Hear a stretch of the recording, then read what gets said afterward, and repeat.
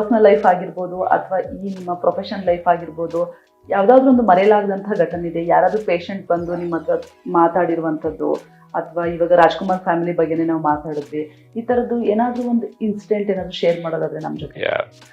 ಒಂದು ಇನ್ಸಿಡೆಂಟ್ ಭಾಳ ಕ್ಲಾಸಿಕ್ ಅಂದರೆ, ದಿಸ್ ಇಸ್ ಹ್ಯಾಪನ್. ರಾಜ್ಕುಮಾರ್ ಅವರು ತೀರ್ಕೊಂಡು ಕಣ್ ಡೊನೇಟ್ ಆಗಿ ಒಂದು ಮೇ ಬಿ ಫ್ಯೂ ಡೇಸ್ ನಂತರ ಅವಾಗ ಏನಾಯಿತು, ಅವರು ರಾಜ್ಕುಮಾರ್ ಅವರು ಒಂದು ಲೇಡಿ ಬಂದಿದ್ರು. ಆಮೇಲೆ ಇದೇ ಫ್ಲೋರಲ್ಲಿ she had come with the child. So they said that lady wants to donate the eye ಅಂತ.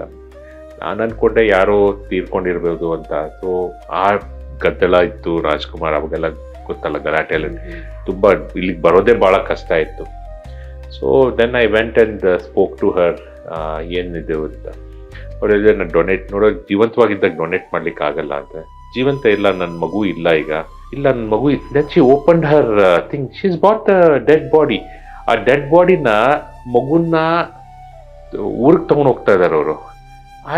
ಆ ಮೂಮೆಂಟ್ ಇನ್ನೂ ಆ ಎಕ್ಸ್ಪ್ರೆಷನ್ನು ನಾವು ವಿ ವರ್ ಶಾಕ್ಡ್. ಸೊ ಆವಾಗ ಅರ್ಥ ಆಯ್ತು ನನಗೆ, ಒಂದು ಪವರ್ಫುಲ್ ಮೆಸೇಜು. ಒಂದು ದೇ ಫ್ರಮ್ ಅ ವಿಲೇಜ್.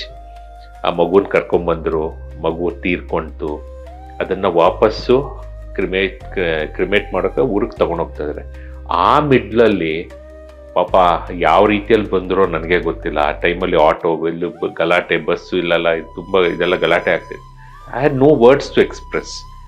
ಆ ಇಮೇಜು ನನಗಿನ್ನೂ ಕ್ಲಿಯರ್ ಅನಿಸುತ್ತೆ. ಅಂದರೆ ಎಷ್ಟು ಮಟ್ಟಿಗೆ ಒಂದು ಮನುಷ್ಯನ ಒಂದು power message can change a population. ನಾವು ದೊಡ್ಡ ದೊಡ್ಡ ಇಂಟೆಲಿಜೆಂಟ್ ಇರೋರು ಚೇಂಜ್ ಮಾಡೋದು ಬೇರೆ ಕತೆ. ಬಟ್ ಒಂದು ಕಾಮನ್ ಲೇಡಿ ಆ ಮಗುನ ಕಳ್ಕೊಂಡಿದೆ, ಬಂದು ನಾನು ಡೊನೇಟ್ ಮಾಡೇ ಹೋಗಬೇಕು ಅಂತ ಒಂದು ಬಂತಲ್ಲ. ನನ್ನ ಪ್ರಕಾರದಲ್ಲಿ ರಾಜ್ಕುಮಾರ್, ಭುಜಂಗ್ ಶೆಟ್ಟರ್ ಅವ್ರಿಗಿಂತನೂ ನನ್ನ ಪ್ರಕಾರದಲ್ಲಿ. ಆಮೇಲೆ ಮಾಡಿಬಿಟ್ಟು ನಾವು ಹೋದವರು, ಬಟ್ ಎಲ್ಲಿ ನನಗೆ ಸಿಕ್ಕೇ ಇಲ್ಲ ಅವರು. ಏನಾಯ್ತು, ಯಾವುದೋ ಬೀದರ್ ಹತ್ರ ಎಲ್ಲೋ ಇತ್ತು ಊರು. ಬಟ್ ಬೀದರ್ ನಾವು ಎಷ್ಟೋ ಸತಿ ನಮ್ಮ TV ಅವ್ರ ಹತ್ರ ನಾನು ಹೇಳಿದೆ ಹುಡುಕ್ ನೋಡ್ಬೋದು ಅಂತ. ಬಟ್ ಅವ್ರಿಗೆ ಅವ್ರ ಅಡ್ರೆಸ್ಸು ಸರಿ ಕೊಡಲಿಲ್ಲ. ಆಗಲ್ಲ ಇದರಲ್ಲಿ ಕೊಟ್ಬಿಟ್ಟು ಹೋಗೇ ಬಿಟ್ರು.